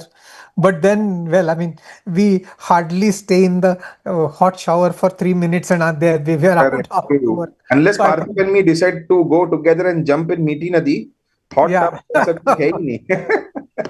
Exactly. True. God knows what kind of funguses are there in our rivers. Very frankly, we haven't studied them very. Sir, we had a recent case of drowning with ARDS where severe patient would have aspirated, like had an electric shock. He was working with a water canal and he drowned. And when we actually found, we did a bronchoscopy. There is an array of, and this was a water cleaning unit in our city. And he was working there, he got electrocuted and fell down and then came with an ARDS. But when we did, like within the first 48 hours, we were able to do a bronchoscopy. And there were so many bugs we found that, okay, fungus, bacteria, then like we were ourselves worried that, okay, this is the state of a water cleaning unit. So what would be the normal water that, so in a lot of cases, especially if we see chronic swimmers also will end up with community acquired pneumonia, we find that there are a lot of bugs that they have because of the public utility of these bodies. Absolutely. And don't ask me how many people urinate inside of your swimming pool. And we can have a separate webinar, sir. Don't worry. Correct. Parthiv, I see as far as water pollution is concerned, I've got two questions. Now, what patient group, according to you, category of patients is most vulnerable? That's my first question. And second, how can clinicians better identify these patients? So I think to keep it very simple, which are the populations, if I ask you simply, depends upon the natural usage of the water where it is not been treated. So normally what you get in the cities is from the water plants which has been treated, and it is fit for consumptions. But when you see about the rural populations who use much of the groundwaters, who use much of the river waters, they are the most likely population who can fall for the water pollution related diseases, or for that matter gastrointestinal issues. Now, which are the population probably at a risk, which includes of course the pediatric population, the geriatric ones, as well as the pregnant females, because they are they have a lower immunity, and probably they are ones in whom we can see a lot of the complications associated with the water pollution. Apart from that, we also see in when you talk about the urban population, which we don't depend upon the rivers, but we see a lot of the slum areas. The slum areas where the water tankers deliver the water, which has not been cleaned properly or been coming down from the municipality and it has not been treated properly. They are the ones who are at risk of developing water related issues. Also the section of the people who work more with the water bodies, as Neel mentioned, that the people working in the septic tanks who work for the cleaning, there is a workforce who works on cleaning the sewage systems. These are the populations whom we see the lot of the disease associated with the water pollution. Okay, got it. Now, Madhur bhai, I want to ask you one thing. Microplastics right now in medicine is a huge thing. Believe me, we can actually have a separate webinar only on microplastics. But there were so many articles about microplastics in the common, those clean water, which I don't want to name the name of the company, but there are many companies, we get these plastic bottles. There are studies which show that there are microplastics in all of this. So if you could just very quickly enlist the salient features of microplastics in water. So definitely. So just as we talked about nanoparticles in air pollution, we have microplastics in water. Here the size is less than 5 millimeter in diameter, and you will find it in all water sources. It can be prevalent in tap waters also, but it is more in the bottled water that you are talking about. Okay, so from there it enters our food chain. Okay, you won't believe that they are also shed from the plastics, the packaging which is done, the food packaging. And I was surprised to read this thing that even the synthetic clothing, the polyester, when you wear a polyester clothing, shirt or pant, and you wash it in your washing machine, the microplastics goes in the drains. Okay. And more importantly, the cosmetic products that the ladies use. I'm not against any ladies, sorry. But the cosmetic products, they do have microplastics, and which is very harmful for our environment. Got it. And the wastewater treatment is unable to remove it from the water sources. Got it. Yeah. So as I mentioned, it's a very important topic. I hope that we have a separate webinar on microplastics. Neel bhai, final question about water pollution to you. What steps should be taken to reduce the burden? If you could enlist these steps. You need to unmute yourself. You need to unmute yourself, Neel. You're still muted. Yeah, you're audible. Go ahead. So what I was saying was you had an entire session related to this, so I'll keep it short. But when we have steps to reduce burden, again, there is government, private, NGO, and what we can do. So government, I think, has a lot of good programs right now, including the Namami Gange mission, the Jal Jeevan mission, National River Conservation Plan. We have our own city and state pollution control boards, as well as there is a ban of using single-use plastics. That is to reduce in any community water body. There is a ban on using single-use plastics there. And there is also the National Water Quality Monitoring Program. So in most of these places, there are programs which are supposed to do their job to help us fight. And there is also zero liquid discharge, especially from all these industries. But the problem is after the application, the monitoring of this program. So making sure that people are compliant to these programs. Second, as a role of a doctor or a pulmonologist, we find that Sir has mentioned regarding Legionella, we have ARDS with drowning, we have microplastic exposure which causes acute lung injury as well as irritant or inhalational lung injury. So we need to have a protocol that specifically we ask in our history is there any recent exposure to any public community water body? So we know that, okay, Legionella can be one of the risk factors.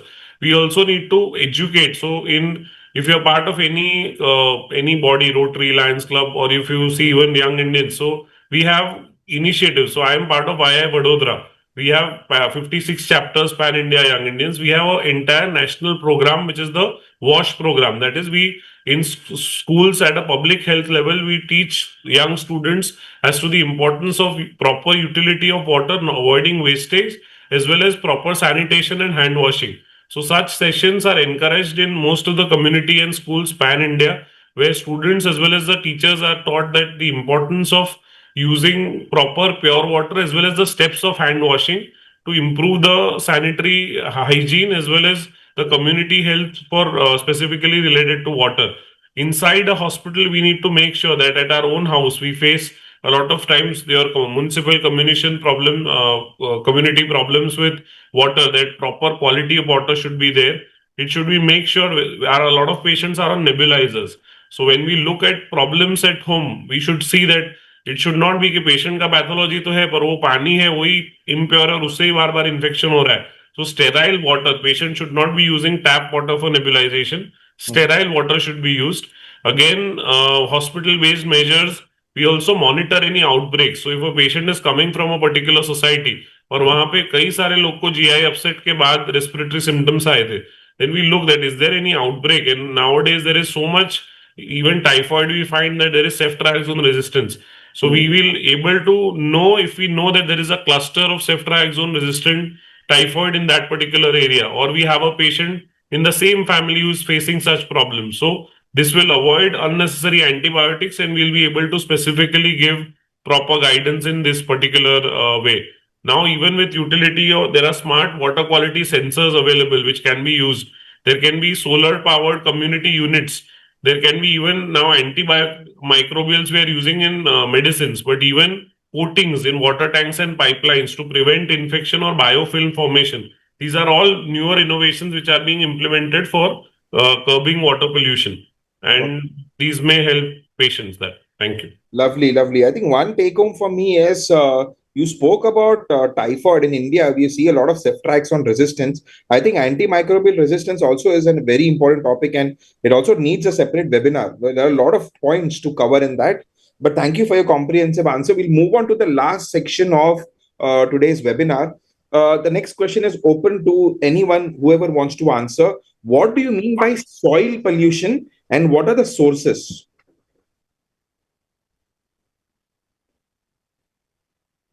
And anyone can answer. So I think pesticides a lot of times can cause problems related to soil pollution. Electronic waste, I think we had a lot of discussion with regards to e-waste. So a lot of us ourselves use multiple hard drives.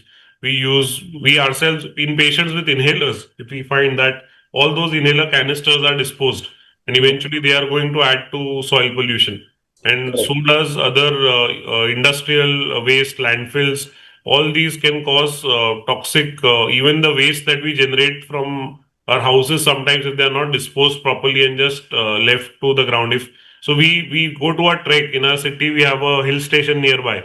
So we have an activity where all of us, we have to trek when we go up, and while coming down, everyone has to pick up whatever waste other goers have picked up, like dropped there.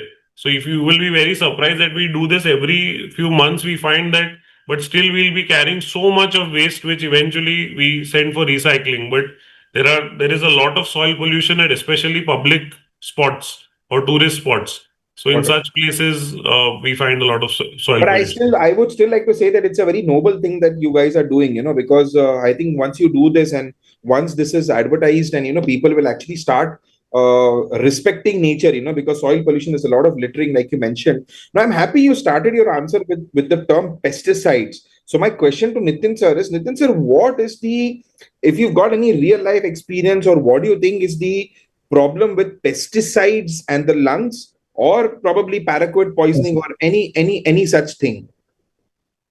If you really ask me about pesticides, I think we lived with them. My entire undergraduate days were occupied by organophosphorus poisonings and whatnot, and I think they were the mainstay of what we battled.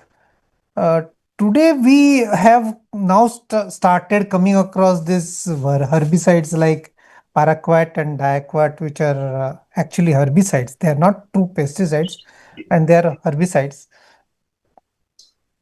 With organophosphorus poisoning, OPs, OPPs, we used to say OPP, organophosphorus, OPP का standard case है यार, come on, I mean, atropine दे दो, palm दे दो, and तो ठीक हो जाएगा. And very important MCQ also. and it was like, कितना atropine और कितना toxic और वो क्या क्या करता है ने, after atropine people used to go mad. I mean, most of those sad stories became even worse because of their atropine related madness. But I think that was familiar to most of the medical community. Paraquat, very frankly, I haven't come across personally very many of them, small numbers, but those who have come across are like, very dangerous, much more dangerous than organophosphorus poisons. Correct. 20 to 30 ml of paraquat is nearly fatal, and even 10 ml can cause reasonably serious problems. So even a 10 ml ingested is problematic. It starts with the gastrointestinal symptoms, and then it gets into the entire context of, multiple organ failure, one after the other. If you have hypoxia, renal involvement, and other toxicities, that's going to be a problem. And of course, I mean, there's a way of, dealing with it. If you go aggressive in the first 4 hours, and if you are able to do either, the best today is possibly ECMO, and hemoperfusion and a hemo dialysis, whichever of the three in that descending order which is possible. People do seem to do better, but if you really ask me today, paraquat is one of the most lethal poisons, and I think, one of your end questions is, I would simply ban paraquat. यार, come on, I mean, हर बढ़ने दो, देखा जाएगा, हम काटेंगे, हाथ से काटेंगे, इतना इतना पॉइजनस सब्सटेंस जो हम 20 या 30 ml से लोगों को, हजारों नहीं, लाखों लोगों को मार सकते हैं. क्यों करना है, क्यों क्यों रखना है हमारे इस बीच में? Correct. So that, I Completely think agree. that's one of the most things. But the extracorporeal therapy is one of the most important things. And if you ask me, in an asymptomatic patient, somebody who is claiming he had a plus minus paraquat, and I do a negative urinary dithionate test on a fresh urine sample 6 hours after ingestion, and it's negative, I know this person has not taken enough. बहुत सारे लोग नाटक भी करते हैं, तो वो भी होता है, स्लीपिंग पिल से करते हैं, वैसे पैराकोट से भी करते रहेंगे. So this is one of the very extremely sensitive and accurate tests, so Correct. worth doing it. Frankly, in my lifetime, I've seen one borderline paraquat poisoning which did well. So, but I've heard people doing even ECMO and successfully getting them out. So both stories are, both extremes of them are true, and I have heard of so many people dying of paraquat poisoning. Okay. Madhur bhai, quickly, we'll just move on to noise pollution also, because it's the last part of today's webinar. Now, how significant, according to you, is the association of chronic noise exposure and, long-term health effects, like hypertension, sleep problems, mental health issues? I think Parthiv had a wonderful slide on this, but if you could just tell us what is the association? So definitely, I think the chronic noise pollution is also something which is very important to be addressed, and we as clinicians are underestimating this thing. Okay, we talk more about air pollution, we talk more about plastics and all, but very few people talk about the noise pollution. So definitely, noise pollution, it increases the stress response, it increases your blood pressure, it increases your sugar levels, it increases the likelihood of having ischemic heart disease or a cerebrovascular accident. It is linked to cognitive impairment, the neuropsychiatric, the mental health, anxiety, even the suicidal tendencies. As far as sleep is concerned, it definitely leads to insomnia. There is reduced REM sleep. There is hearing impairment. The immune system goes down. There is defect in the metabolism, hyperglycemia, obesity. So everything is related to chronic noise pollution. But we as clinicians, do not pay so much of attention to noise pollution, but noise pollution is also very important. Got it. Neel, my last question to you. What, according to you, are the sources of noise pollution? That's the first thing. And second, what are government strategies to mitigate them? And frankly, do you think they're working? Well, I think noise pollution sources we commonly see around us. Number one, there could be a high level decibel, including transportation. We find a lot of people honk their horns, or at railways, at airports, where there is a lot of construction going on. There are industrial sources where there are factories, power plants, and power manufacturing units. Various households where again we find a lot of DJs playing during festivals. Even without festivals, some occasion they'll be playing, so a lot of times they generate very high level of noise pollution, including up to 130 decibels. There is various public, even various sources within the household. Also, we find that using loudspeakers at home, or even these are sources of noise pollution. Various government strategies are there, which are again, as with air pollution, there are a lot of policies in place. There is a legal framework with the Noise Pollution Regulation Act, which controls the level of decibel public spaces noise can be there. There are enforcement and monitoring from the Central Pollution Control Board as well as State Board, vehicle and traffic regulation, which limits particular horn noise and pressure horns, as well as there are quiet zones which are supposed to be followed. But we find that a lot of times monitoring of all this becomes very difficult. India has the CPCB where there is real noise monitoring terminals in major cities like Delhi, Bombay, Kolkata, Chennai, Lucknow. Everywhere there are monitors where publicly it displays that this is a noise monitoring terminal and this has to be below this particular level. There is also mobile applications like Samir which do monitor the level of noise, and where even citizens can report that okay, this particular person is crossing. We even have complaints like in besides the festival time, we can even complain that after say 11 or 12 o'clock somebody is playing loudspeakers, so you can complain to the police or the municipal authorities. But at the end of the day, it has to be again at an individual level, and we have to enforce our own cities and communities, because there is a limitation to what the government is able to apply. If we start with our own self and our nearby people, it will kind of help in curbing the fight against noise pollution. Okay, got it. My iPhone tells me that over last 7 days I have been exposed to 69 decibels for 4 days, and for a total of 13 hours. Wow. Sir, aap jala rahe ho because we don't have iPhone.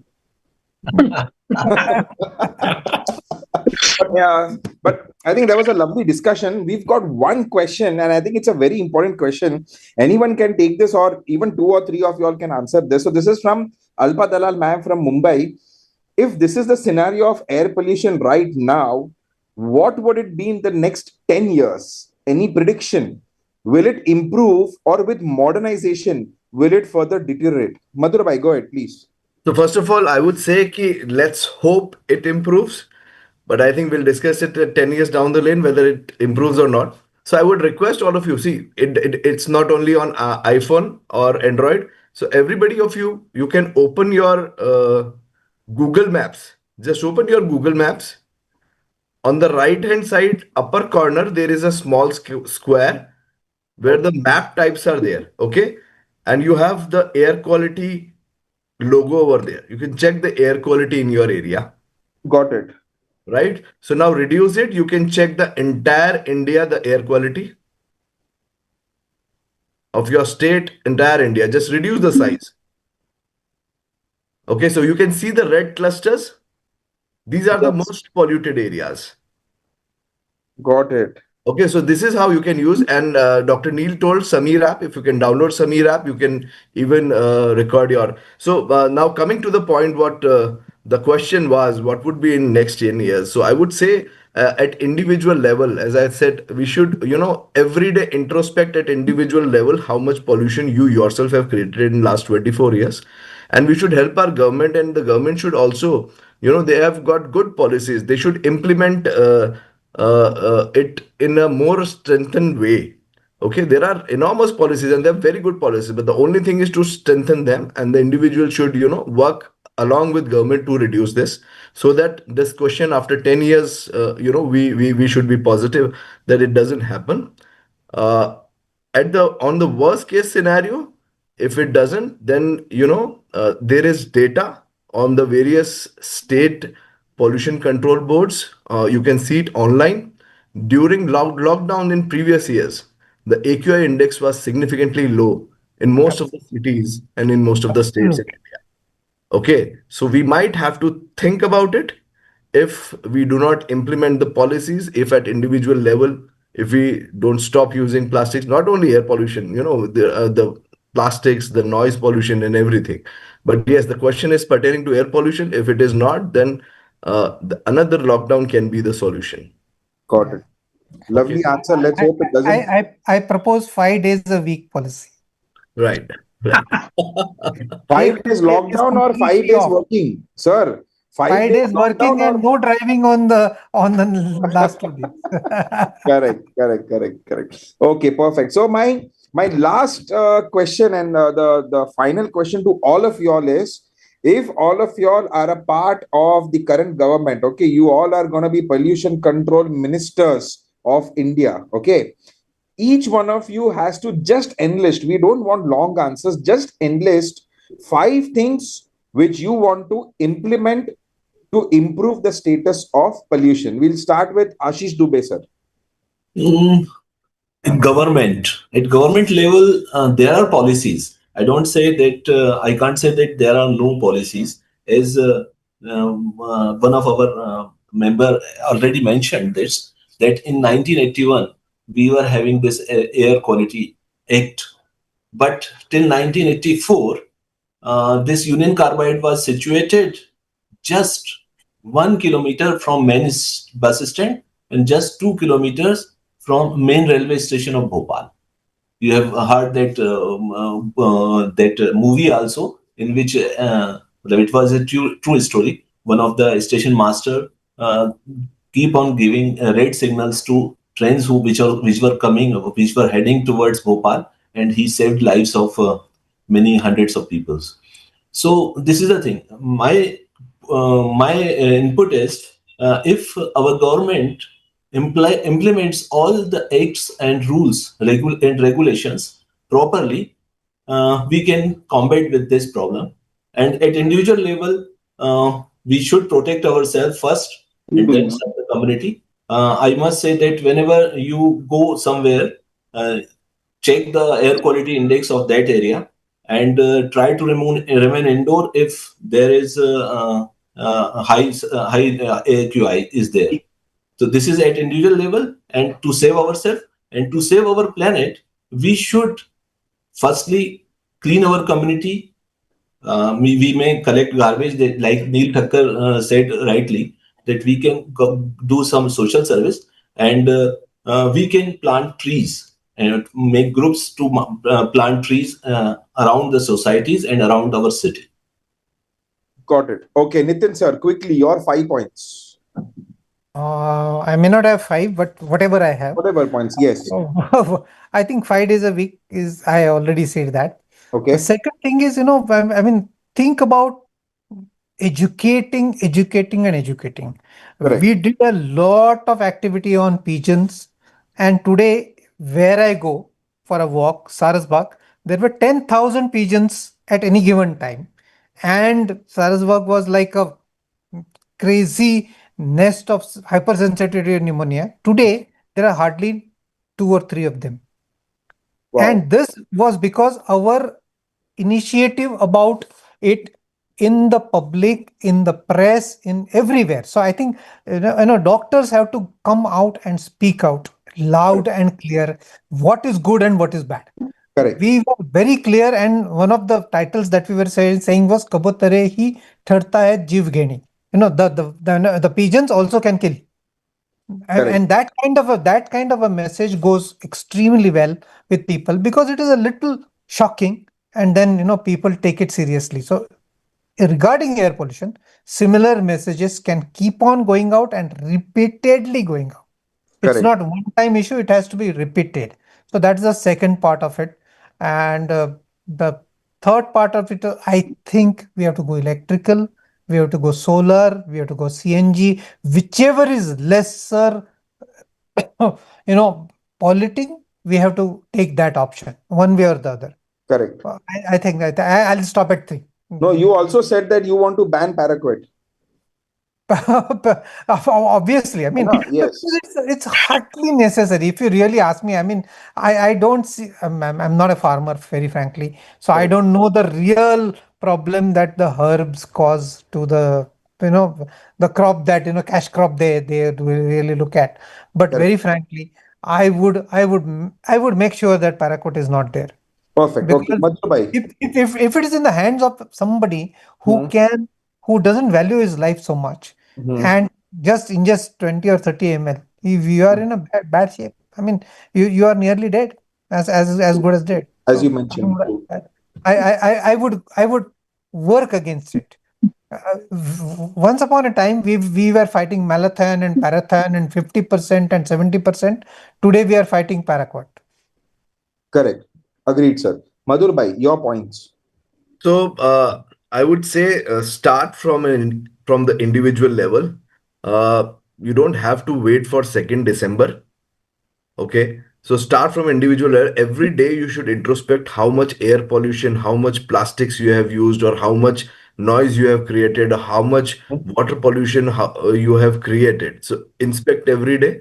And then yes, the government they have got very good policies. It's just that you have to strengthen them, and you have to take along with the healthcare professionals, especially the chest physicians and the doctors involved, so that the doctors play a very crucial link between the government and the individuals or the population. So you have to have a teamwork. And very, very educated doctors, though they Yes. know who know what it Who means. knows? Yes, Correct. exactly. And mostly they are pulmonologists. Of Yes. course, we are not talking of only pulmonary, but I think others. But the pulmonologists are the most sensitized lot, very frankly.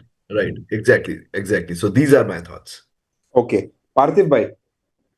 I think we should inspire ourselves. If I'm a minister, definitely from the Bhutan. This is the one country which has a law for the nature, and I think the law states that 70% of the country has to be under forest. I think that will solve the soil pollution.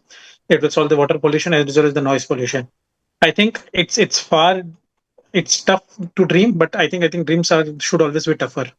Correct. The second thing, what I would do is ban the single-use plastics. The third is again going to the Western countries. They have the walking streets. You don't require automobiles everywhere. Start using more of the solar things, as the Nitin sir rightly mentioned. Go better on EVs and solars wherever possible. I think these are the three things, and the most important I forgot is, and which I'll mention right now, is proper plan and the reuse, recycle, as well as the waste management program has to be implemented. I don't know why it has not been implemented, if it is there or not there, but it has to be done. Correct. Okay, lovely points. Lastly, Neel bhai, your points. So I'll just have 3 points. First one is that we need to learn from our mistakes. So I think Dr. Madhur gave a very valid point. I tried searching in Google Maps. So this is an image. I don't know if it's visible or not. But if you actually make out, this is the Indian map. Correct. You find there are only 2 green clusters. One is the extreme east and one is the extreme south. So Correct. I think when we look at the map, we have a solution right there, that what is it that these 2 clusters, the 7 states on the east and the extreme south, what are they doing right? Why are they so green where the others are going towards more yellow and more red? So rather than individual state politics, if there is good awareness and discussion amongst the policymakers as to why are these cities prospering better as to with the air quality index. So number one, learn from our problems, that what can be done better, and if somebody is doing it better, implement it nationwide. Correct. Second thing is that we need good media and public awareness. So like with COVID, if you know, during the COVID there was so much fear that people used to know कि नहीं हमारा RT-PCR है, हमारा इतना index है, हमारा कोरेट score इतना है, सब पेशेंट्स को अपना सब डेटा पता होता था. They were so educated because of the fear. So accordingly, if people fear pollution so much that if there is media awareness that pollution can cause and is causing so many deaths, अगर people relate करेंगे pollution को कि deaths इतने बढ़ रहे हैं, तो automatically their individual accountability will come because their fear for their own families will be higher. So second is media awareness, and third, I think all of us have repeated the need to go electronic or electric. It has to be an electric revolution or decade for us. So if we want to, over the next 10 years, come down on air quality, air pollution related problems. So for me, these three will definitely help in improving the pollution related problems. Got it. Okay. Very valid points by all the panelists. And with that, I would like to thank each and every one of you. It was a wonderful webinar, so much to learn, so much to gain from all of your experiences and expertise. We've just got a message. There's almost 2,000 logins. 2,000 logins for a pollution-based webinar is really, hitting it out of the park. This is absolutely brilliant. So individually, thank you, Ashish sir. Thank you, Nitin sir. Thank you, Madhur bhai. Thank you, Parthiv bhai. And thank you, Neel bhai, so much for your active participation. I would like to thank CCI, Krishna sir, Chinam Chetti Garu, Atri, Ravi Dosi, so many of you all who are working tirelessly behind the scenes and who continue to work tirelessly behind the scenes. Thank you so much for organizing this webinar. Thank you so much. Kapil, wonderfully moderated. Thank you, Kapil bhai, for wonderful moderation. And besides this webinar, you've done a very excellent job in even your all podcasts. So he's our social media influencer, pulmonologist. So he, in all, he's creating so much public health awareness on all the relevant issues, including air pollution. He has the bandwidth. He can expand. He has the bandwidth, and he's, so like I said, that media engagement or public awareness, he's doing it on his own for millions of Indians around. So that's a very applaudable thing that Dr. Kapil Iyer is doing in general for public awareness. Thank you. Wonderful man, wonderful. Thank you so much. Thank you so much.